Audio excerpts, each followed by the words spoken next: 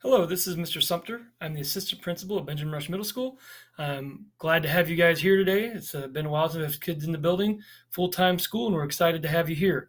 On behalf of Mr. Scheidler, who's the principal of the school, I just want to have a little slideshow here for you guys to introduce you to the school, some of the expectations and things you can expect this year and throughout the school year. Just before we get started, just to kind of let you know a little bit of our breakdown of the school. We do have a bit of a shared leadership in the way that we run the building, and that is I handle the eighth grade matters for the most part, and Mr. Scheidler handles seventh grade.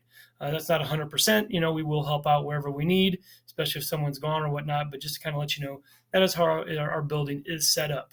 So let's go ahead and get started. I'll pull up the slideshow now, and we'll get going. So again, welcome again to Benjamin Rush Middle School. We're glad to have you here. First day 2021. A little bit about Benjamin Rush. We do have a bit of our motto that we have every year. We've kind of stuck with what we did last year, and that is teamwork, growth, and kindness. We feel that these three pillars are very important, not only for the administrators and teachers, but also parents, staff, and of course you guys, the students. We believe in teamwork, growth, both academically as well as socially and emotionally. And then obviously kindness is a very important pillar to have in this day and age. Student schedules, you do have 7 periods a day, 46-minute classes. We do have 3-minute passing periods. Make sure you use your time wisely. You must have an agenda book to have passes from class. So the passes are at the back of the book.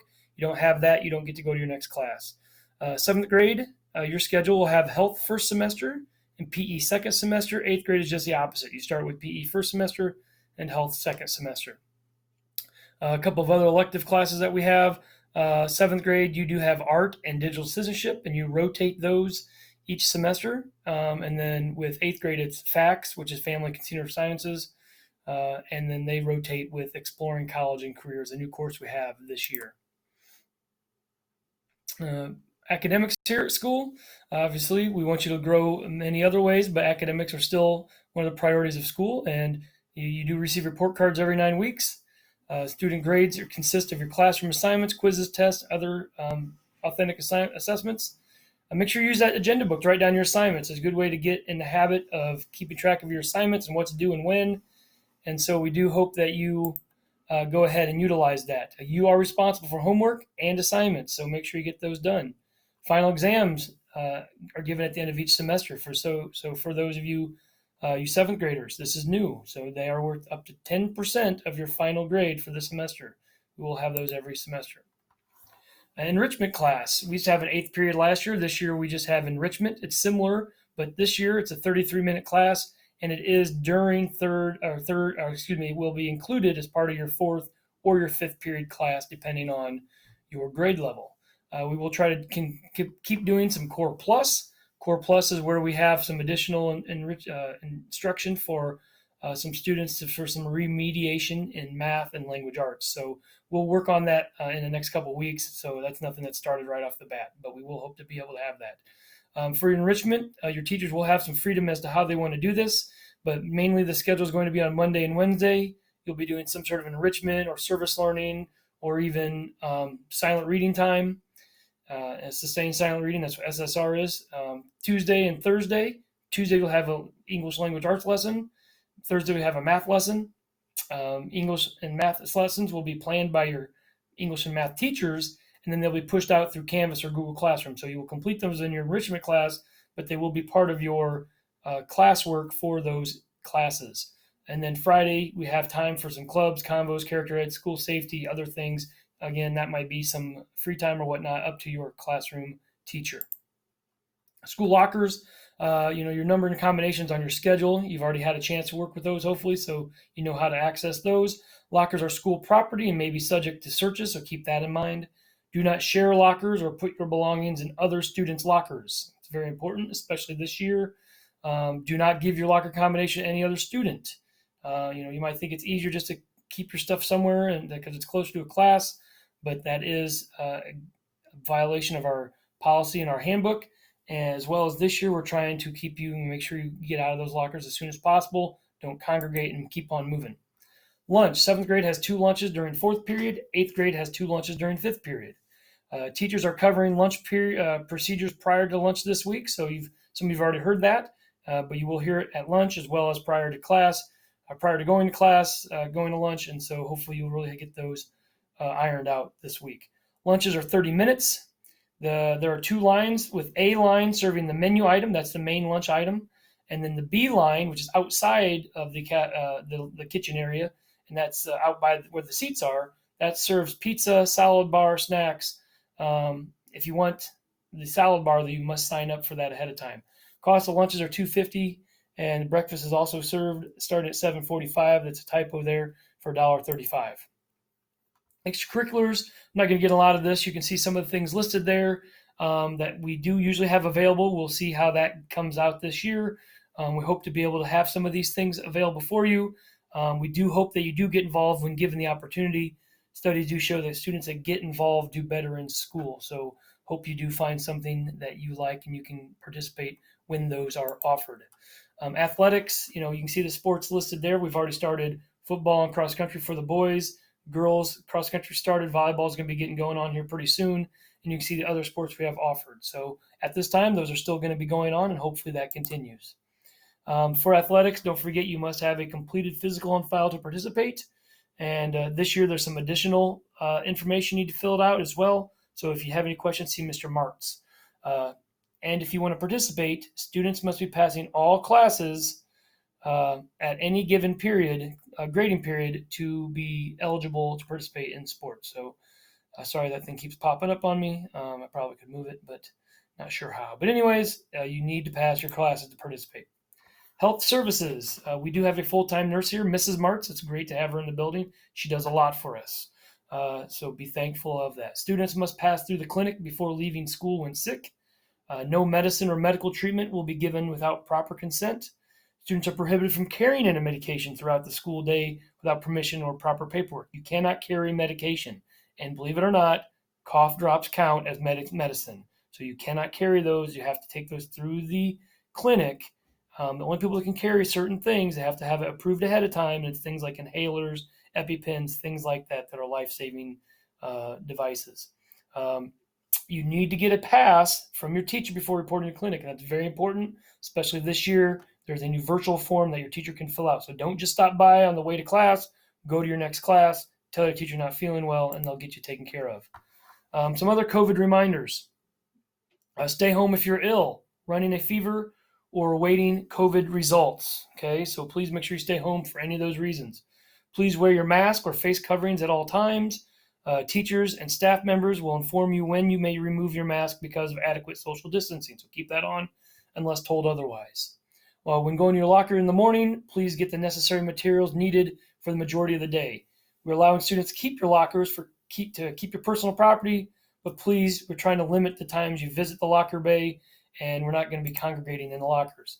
So stay socially distanced of 6 feet or more whenever possible.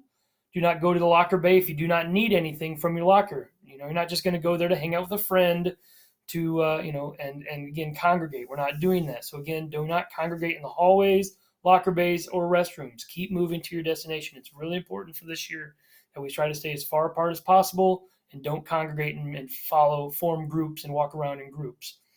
Use hand sanitizer when entering and exiting the school, when entering and exiting classrooms, and entering and exiting the cafeteria. There's a lot of hand sanitizer stations around the building. Locate those, find those, use them often. Okay, keep each other safe and healthy. The last page here, I believe, on reminders for COVID. Always walk on the right side of the hallways when traveling to class. So please try to walk on the right-hand side so we're not bumping into people when we don't need to. Use appropriate stairwells. The middle stairwell is for going up, and the 2 outer stairways are for going down. So please use those appropriately. Keep your hands to yourself and don't touch others' property. It's more important than ever, guys. We can't have you goofing around in lunchtime, in the hallways. Leave your hands to yourself. Don't be touching other people's things. Don't be touching other people's food. Don't be sharing food. Okay, we got to stick to that this year. Drinking fountains are closed. We recommend you bring a filled, clear water bottle every day. In addition, there is some other opportunities for water in the classroom. You need to talk to your teacher about that.